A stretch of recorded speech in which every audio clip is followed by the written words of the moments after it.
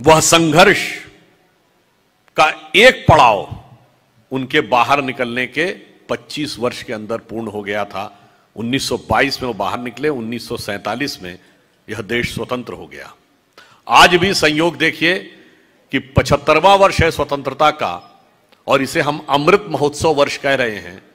प्रधानमंत्री श्री नरेंद्र मोदी जी ने यह कहा है कि 75वें वर्ष से प्रारंभ होकर अगले 25 वर्ष, यानी जब हम स्वतंत्रता की शताब्दी मनाएंगे सन 2047 में, इसको अमृत काल कहना है, ताकि इसमें भारत को उस स्थिति में जाकर पहुंचना है जो भारत का वास्तविक भवितव्य है।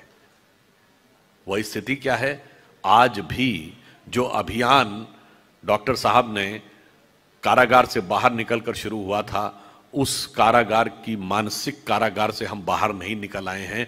हम स्वतंत्र तो हुए, पर हमारे तंत्र में स्व का बोध अभी तक उस प्रखरता के साथ प्रस्फुटित नहीं हुआ जो डॉक्टर साहब का संकल्प था। और वह क्यों नहीं हुआ, इस पर मैं यह भी एक उदाहरण के रूप में बताना चाहूंगा कि बहुत से लोग कहते हैं कि साहब आप लोग तो ऐसी बात कहते हैं जैसे सारा स्वतंत्रता और राष्ट्रीयता का भाव, वास्तविकता सिर्फ आप ही व्यक्त करेंगे, कोई दूसरा नहीं व्यक्त करेगा। तो इस संदर्भ में एक फैक्ट बताना चाहता हूं आपको। 16 मई सन 2014 को हमारी सरकार बनी और 18 मई सन 2014 को लंदन के गार्डियन अखबार ने लिखा, आप लोग जाके पढ़ सकते हैं। उसने जानते क्या लिखा?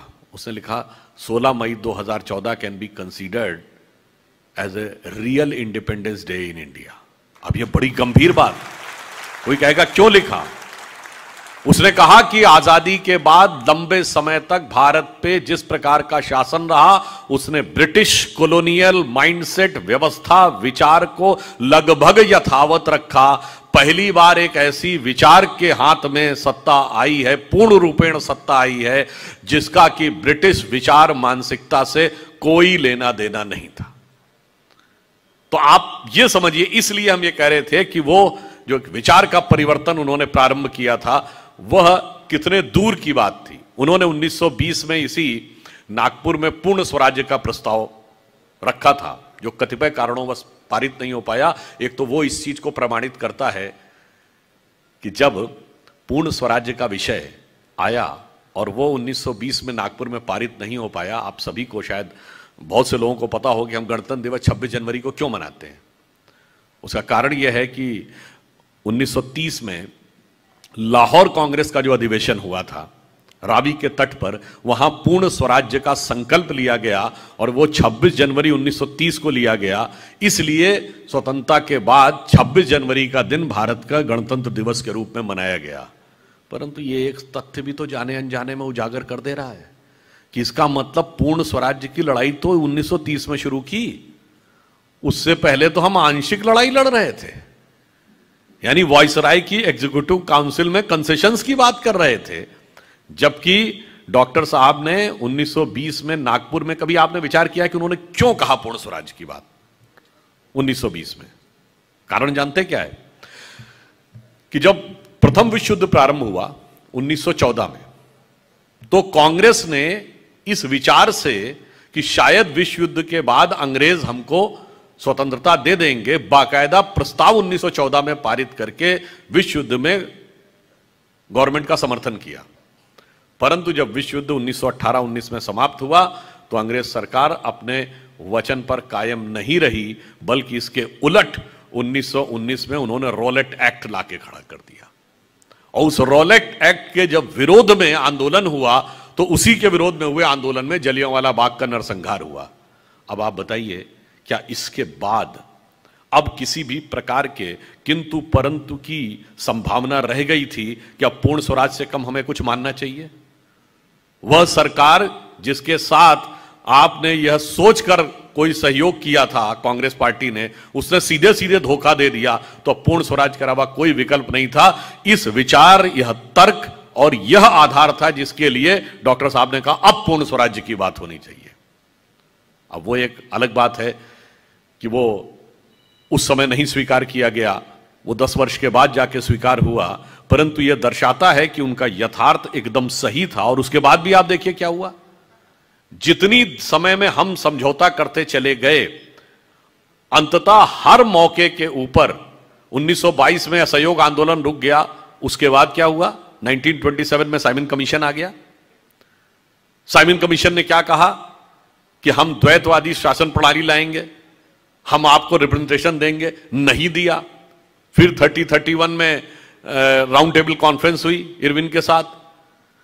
तो जब अंततः जाके ये रियलाइज करने में 10 साल लग गए, जो 10 वर्ष पूर्व डॉक्टर साहब ने कहा था यदि बात मान ली गई होती तो शायद हमारी स्वतंत्रता द्वितीय विश्व युद्ध से पहले ही हो जाती।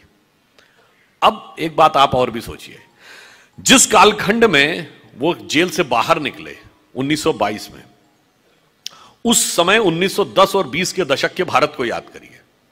जब स्वतंत्रता आंदोलन की बात कही जाती है तो यह कहा जाता है जिस प्रकार का विचार दिया था ना, एक ही विचार, एक ही व्यवस्था, एक ही संगठन ने स्वतंत्रता दिलवाई।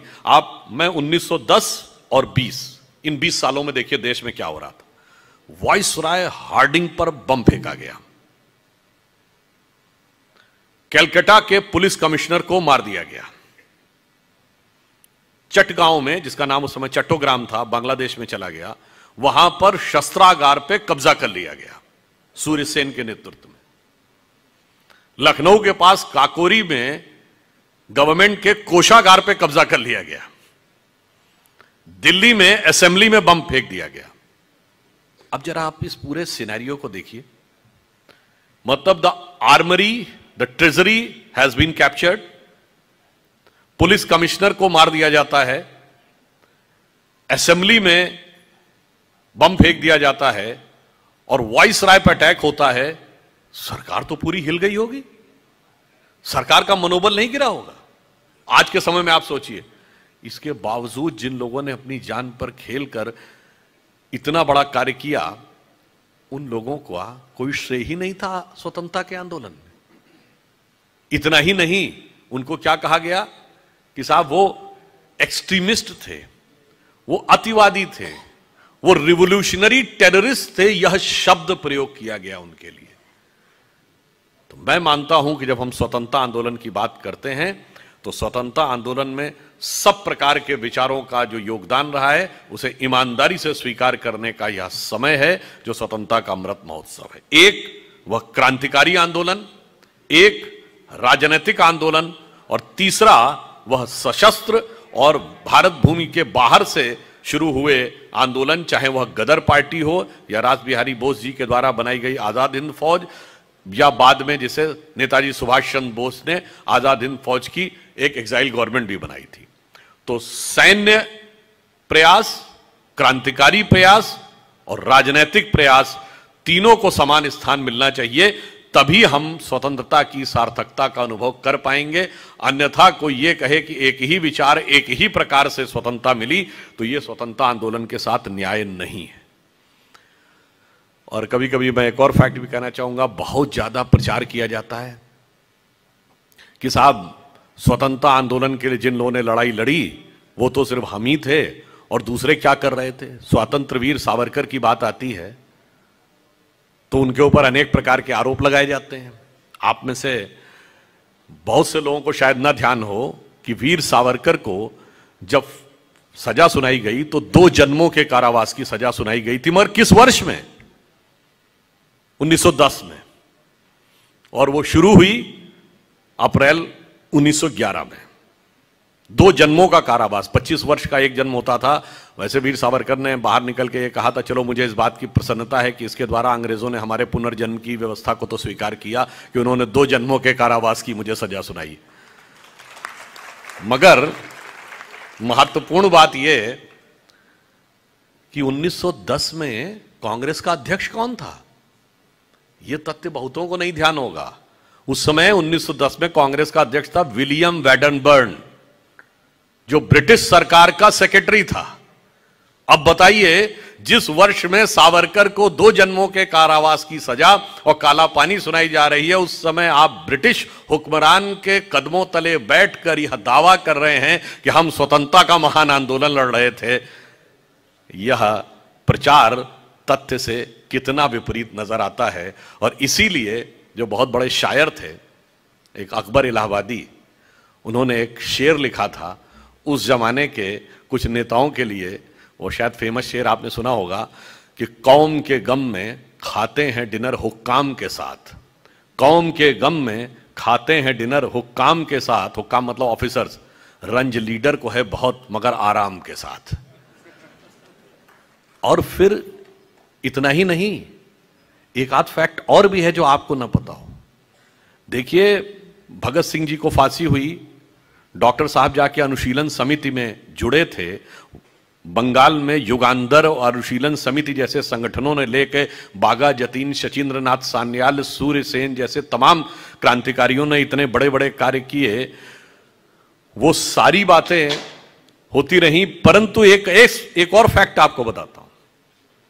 आप सब ने चंद्रशेखर आजाद, राम प्रसाद बिस्मिल, अशफाक उल्ला खां का नाम सुना होगा। अशफाक उल्ला खां और चंद्रशेखर आजाद जी को फांसी दी गई काकोरी के प्रकरण की वजह से। वो जो काकोरी में ब्रिटिश सरकार का खजाना कब्जा कर लिया गया था, उसके लिए। और चंद्रशेखर आजाद जी पकड़ में नहीं आए और उन्होंने लास्ट में अपने को स्वयं को गोली मार ली थी। वो प्रकरण आपको पता होगा। पर आपको पता है कि जब अशफाक उल्ला खां और राम प्रसाद बिस्मिल को गिरफ्तार किया गया तो उनके खिलाफ सरकारी वकील कौन था? उनके खिलाफ सरकारी वकील थे कांग्रेस के तत्कालीन नेता मिस्टर जगत नारायण मुल्ला। बाद में उनके पुत्र हाईकोर्ट के जज भी रहे। और मजे की बात यह है कि लखनऊ में जगत नारायण मुल्ला जी के नाम पे जगत नारायण रोड भी है।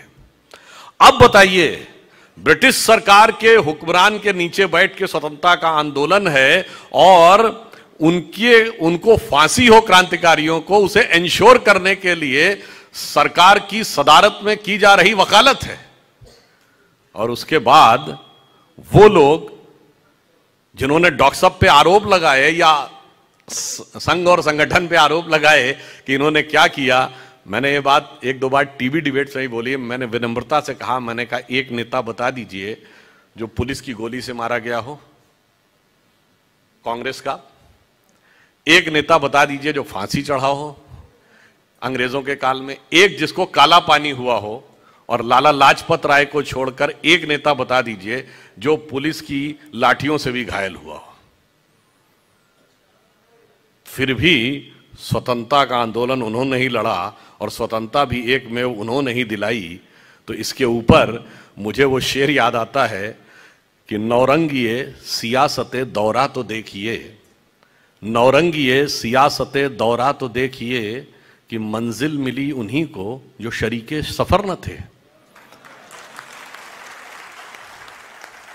अब मैं कहना चाहता हूं कि जो पिछले 100 वर्ष गुजरे उसमें देखिए कि डॉक्टर साहब ने जो दृष्टि दी थी स्वतंत्रता आंदोलन, मैंने क्यों यह विषय बताया, स्वतंत्रता आंदोलन भिन्न भिन्न आयामों में लड़ा जा रहा था और अनेक प्रकार से भारतीय समाज उसमें लड़ रहा था। डॉक्टर साहब ने भी उसमें भूमिका दिखाई। फिर उन्हें क्यों आवश्यकता महसूस हुई कि राष्ट्रीय स्वयंसेवक संघ बनाकर एक दूसरे आयाम से हम आगे की बात सोचें, चूंकि वो उसी विचार को सोच रहे थे जब लोकमान्य तिलक ने पूर्ण स्वराज्य की बात कही थी। तो क्या कहा गया था, वो भारतीय असंतोष के जनक है। उन्हें क्यों असंतोष का जनक कहा गया? क्योंकि यह माना गया था कि 1885 में जो कांग्रेस बनाई गई वो तो वाइसरॉय की एग्जीक्यूटिव काउंसिल में कंसेशंस के लिए बनाई गई थी। तो कहा गया भाई बात तो सिर्फ वाइसरॉय की एग्जीक्यूटिव काउंसिल में कंसेशंस की थी, ये पूर्ण स्वराज की बात कहां से ले आए भाई? ये तो एक्सट्रीमिस्ट है, ये तो राइट विंग है, ये तो फंडामेंटलिस्ट है। और यह भी कहा गया कि ये बात क्या कर रहे हैं, अरे भाई ब्रिटिश राज में सूरज नहीं डूबता, भगवान भी उनके साथ हैं। मगर जो बात तिलक जी ने कही थी, जो गांधी जी का हिंद स्वराज में भाव था, जो डॉक्टर साहब ने 1920 में इसी नागपुर की धरती पर स्वराज्य का प्रस्ताव पास कराने का प्रयास किया था, यह सारी चीजें एक ही विचार से प्रेरित थी। पर अफसोस कि उस विचार को स्वीकार करने में, अंगीकार करने में विलंब हुआ और आज तक वह साक्षात रूप में स्वीकार नहीं हो पाया। मगर आपको मैं एक विश्लेषण देता हूं कि जो प्रयास उन्होंने किया था वो कैसे कैसे बदलाव की तरफ बढ़ा। अगर आप देखें तो 1922 में जब वो जेल से निकले तो पहले 25 साल 1947 तक क्या थे, उन्होंने जो विचार रोपा उसके लिए एक शैशव काल अप्रासंगिकता के काल। क्योंकि मैंने ये पढ़ा था कि 1940 तक नागपुर के बाहर संघ की शाखाएं मुश्किल से 50 से भी कम थी। अगले 25 वर्ष 47 से 72 संगठन का व्यापक विस्तार, समाज के भिन्न भिन्न क्षेत्रों में विस्तार। अब देखिए, जो उन्होंने पौधा रोपा था वो पहले 25 वर्ष में अपना अस्तित्व बनाता है, अगले 25 वर्ष में वो विस्तार इस रूप में पाता है कि चाहे कोई भी वर्ग हो, यानी अगर सबसे बड़ा शिक्षा के क्षेत्र में काम होना था तो शिक्षा के क्षेत्र में सरस्वती शिशु मंदिर शुरू होते हैं। यदि विद्यार्थियों के क्षेत्र में था तो अखिल भारतीय विद्यार्थी परिषद शुरू होता है। धर्म के क्षेत्र में था तो विश्व हिंदू परिषद शुरू होता है। वनवासी क्षेत्रों में था तो वनवासी कल्याण आश्रम शुरू होता है। मजदूरों के बीच में भारतीय मजदूर संघ शुरू होता है। यदि किसानों के बीच में भारतीय किसान संघ शुरू होता है, और इसी कालखंड में भारतीय जनसंघ भी शुरू होता है जो राजनीतिक क्षेत्र में काम करता है।